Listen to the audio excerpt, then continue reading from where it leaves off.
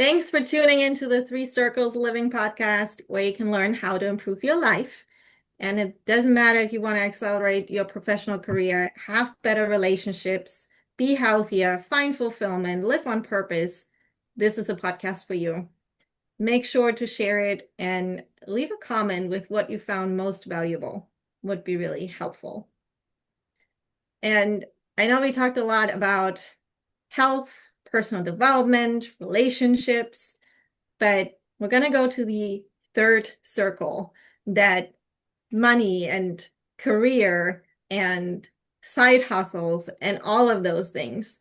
And starting out with what I titled the money gap, why more income doesn't always mean more freedom. And I felt that gap or that trap, whatever you want to call it, before, because yes, more money doesn't necessarily equal more freedom. When you look at it, look at the high earners, and that's what I experienced too in my career when I went up the corporate ladder. I got more stressed, I was more exhausted, and I was still living paycheck to paycheck. Like, how is that possible? I make more money. Like, why am I still like turning around every cent I get? And that's what we really want to talk about and open up that conversation, because also I don't feel like a lot of people talk about that, the finances and money. It's like a lot of people, and I grew up like that, it's a dirty word because money doesn't grow on a tree, and you have to work hard for it and all of those beliefs. So let's talk about it. Let's have a conversation about it. Well, And both of those things are true, by the way. Money doesn't grow on trees, that I'm aware of. Although some trees can be converted into money. And yeah. that's actually a great example because way better to have a tree that can consistently produce money than to chop the tree down and get the short-term money from chopping the tree down. But that is a great example of a lot of focus, that short-term mentality in the world, right? And the reality is, from a principled standpoint, if you sacrifice the long run for a short-term gain, you will pay much more dearly in the long run for whatever you did. And the tree is a great example. In everything, in everything. Anyone who listens to this, don't do that. And I know we've done it. We see the shiny object and we go after it because it's so easy, right? And it's like right there. No, it doesn't work that way, people. Sorry. Yeah, not me. I don't do it anymore. I haven't No, done it I don't do it in anymore time, either. but I did it when I was younger because everybody does it Yeah. until you get a little wiser, until you pay that price a little too often. And Chris, I want to say something right away because we're talking about money, and we're going to talk about money and career and things like that over the next few episodes. And then we'll probably go back to some skill stuff from a relational Hmm. perspective. But I'm just going to say right up front, I'm a fan of money. Money is a wonderful tool. It is, the more money you have, especially when your value system is strong and in the right place, the better good you can do with it. I mean, it's a resource. That's really all it is. But the reality is, it's never going to make you happy. But money is only ever going to make you more of what you are right now. And that's just the reality. Wherever Yeah. you are, you give someone a lot of money who is a derelict, and they'll be more of a derelict. it's just it's just the nature of it. Power is the same way. Power will only make you more of what you already are. It doesn't develop you. It doesn't, and it just goes right through, right? Money just goes right through. It's like we don't really own any money. It's just we get access to it. And then what do you Hmm. do with it? So I'm a fan of money. I've had no money in my life, and that wasn't very fun. And I've had lots of money in my life. I like the lots of money. There's a lot more you can do, but you've got to know how to handle it. You've got to know what it means. And, we'll dig a little bit into this because Chris, you've done such a great job of kind of mapping out this episode. I'll try to stay with you on it. Thank you. Well, you said like two things, that it's an amplifier of who you are.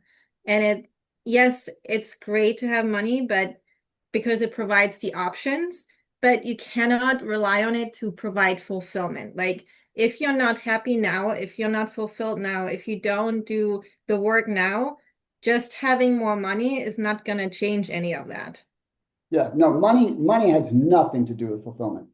Nothing. Now, over time, when you really come to that place where you deeply understand that life really isn't about you. I mean, it's interesting, right? We talk about three circles living and taking care of yourself. That seems to be about you, but it's actually not, right? It's so that you can sequentially get yourself into a situation to be a better servant of others, to make a greater impact on others. And ultimately, when you really are doing it all well, you will be financially rewarded. But at that point, that the reward of the money is not really, it's not the greatest reward. It's actually Yeah. the work itself. It's actually the impact itself. That's the reward, Yeah. right? I mean, you get a big paycheck and maybe you're excited for a day, maybe, perhaps, right? But then it's gone, right? When you make an impact that matters, that stays. That stays with you when you recognize that you've made a difference for someone. That's Yeah. It's in that result, it's in that achievement of what you have accomplished. And again, I'm going back to myself because I've done that in the past too, like because I thought, as I mentioned earlier, climbing the corporate ladder, I would give me more things. And yes, it gave me more things, but I also have less peace because there is more responsibility that comes with that as well. And if you're not prepared for that, then it adds that extra stress and that you're not being able to handle it. And then what good does money do? Because with that stress, we go back to the first circle of health. It's going to affect your health. It's going to affect your relationships. Like it's going to affect all of that again. So you need to have all of that in order to really benefit from it. And then also the other thing that I've noticed, like whenever I got that raise or the next achievement, I also, because I was looking for it and I was looking for the things that came with that, then I also got back to the gap again because I didn't have enough for now other things. And it's that constantly like you have to understand first that it's not gonna give you more freedom. I like that, like when I did the research, it's not necessarily increasing your freedom, it's just fancier stress yeah, that you that's a add really to your good, life. that's a great term, fancier stress.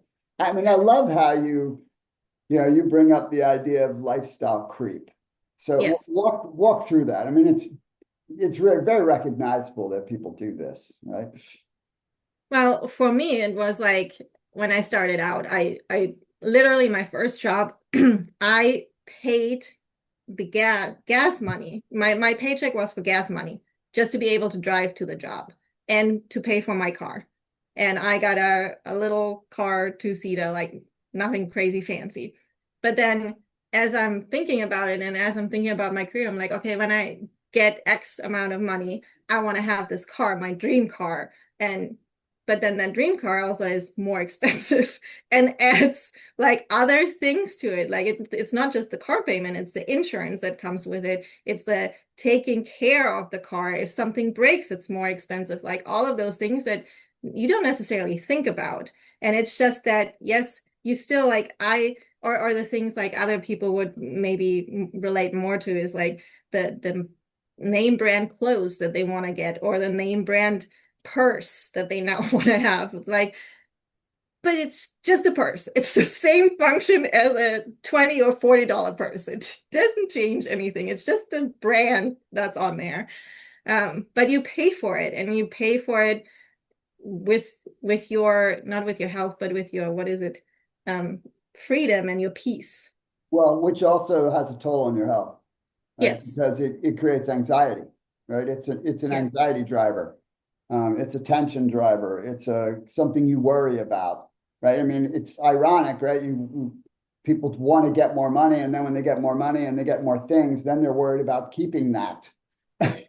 They Yeah. didn't even used to have it. they wanted it, but now they're twisted up about keeping it. And this is a sidebar, but something for the audience to consider.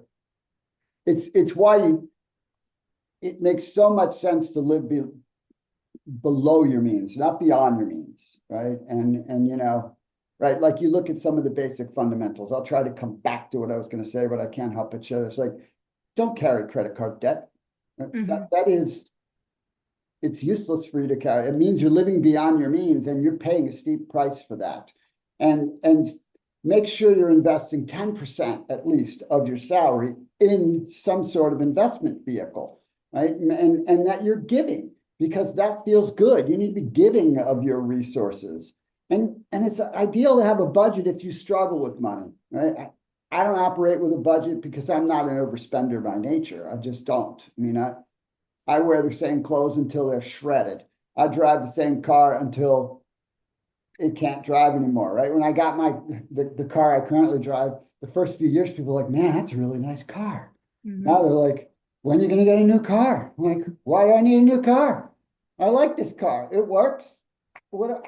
I don't care what you think of my car. I can get from here to there when I want to. Who cares? Yeah. But the other thing that happens is as unless you're one of the outliers on the bell curve, and I say this because there are some people that know exactly what their life should be all about at a young age and they pursue that Hmm. path and that's where they go, right? But that is not the general rule. Matter of fact, our entire system of education is not one that brings out your gifting. It helps you discover where to use your strengths and your talents and where's the right seat on the right bus for you to actually actualize. That's not the nature of it. But as you are working and moving into a career and beginning to uncover things and gaining a little confidence and becoming a little developed, you start to get some recognition that maybe what I'm doing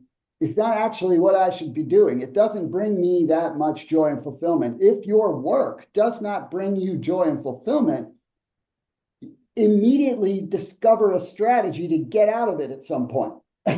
Because Yeah. why? You don't know how long you're on the planet. But if you've had this lifestyle creep and you haven't been building a war chest and you're not, you're 3 to 6 months away from financial devastation should something happen, you have no options. You are completely limited. You can't, because most of the time when you discover, which I'm going to say this is a majority of people, when you discover that you're really not in a thing that you want to do forever, that you really want to, that there's other things you want to do, well, you can't make a lateral move into the same level of a new place I mean, most of the time. Sometimes it can happen, but usually at very high levels, not in the trek up. You've literally locked yourself into something you can't get out of without making a massive sacrifice, which of course isn't just going to affect you, it's going to affect the people that you love, right? Because your kids and your spouse and they're like, well, wait a minute, we don't want to give up our lifestyle because you want to go do something different, right? That you create this situation that minimizes your options. And it's why you see so many people who are in their 40s, and I'm going to say 40s because I think this is really a time when that's when you become a little more introspective about, wait a minute, is this all there is? I get up every day, I go do this thing I don't really like doing, and I'm going to do this for another 20 some years. Holy cow, right? That's like putting yourself in a prison. And it's usually tied to the financial circumstance, that lifestyle creep that you talk about, right? You make a little more money, you get more stuff, you get a bigger nut to crack every month, and now you're locked into serving that. That's the wrong path. It's not the path you want to be on.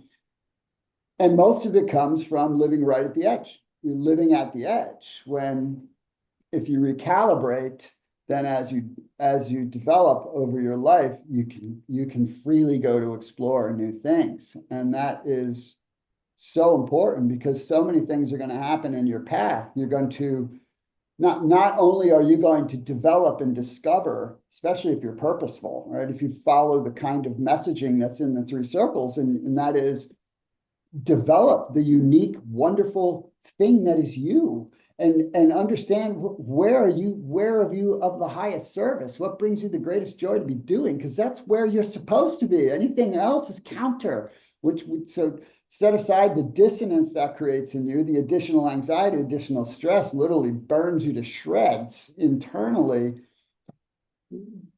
But your other thing that is going to happen is your values are going to shift. That is a natural progression in life. Your values are going to change, and it's going to become less and less about you.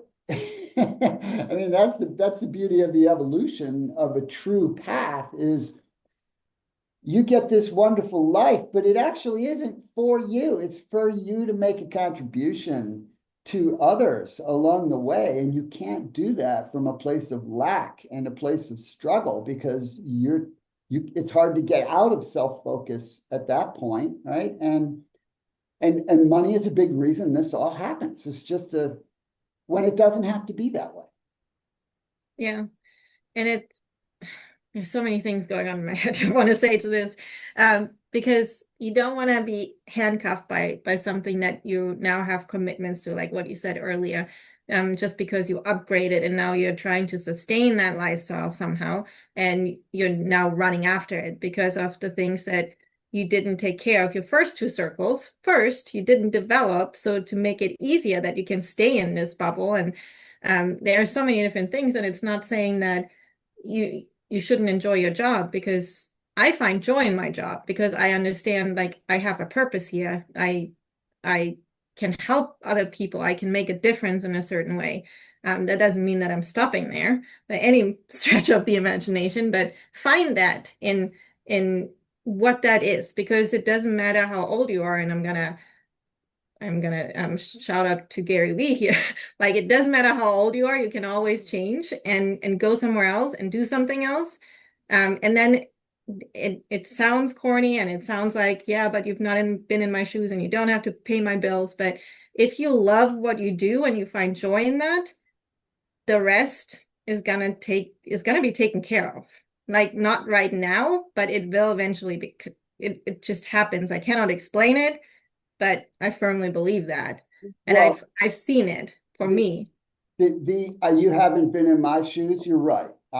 I haven't been in anyone in the audience's shoes, but I've been in my shoes in the Mm, same situation as it was representative for me, and you have been in your shoes in your situation. So yeah, we don't have your specific situation, but that doesn't mean we don't have all the same human stuff and haven't been in our version of your situation. So we don't know what it feels like to be you, but we know what it feels like to be us in that situation. So we can relate. And yeah. it's part of why personally I chose the paths I chose. I'm like, I'm not going to live and work in a way that isn't what's going to bring me the greatest joy, right? It doesn't mean that the journey was easy. You know, when I talk about having your richest life possible, that doesn't change the fact that you have days that you struggle or things come up or that you don't. Yeah, I mean, matter of fact, when you're really pursuing something that deeply Mhm. matters to you, when you really care, you will have a lot of days of frustration and sadness and feeling like it doesn't matter.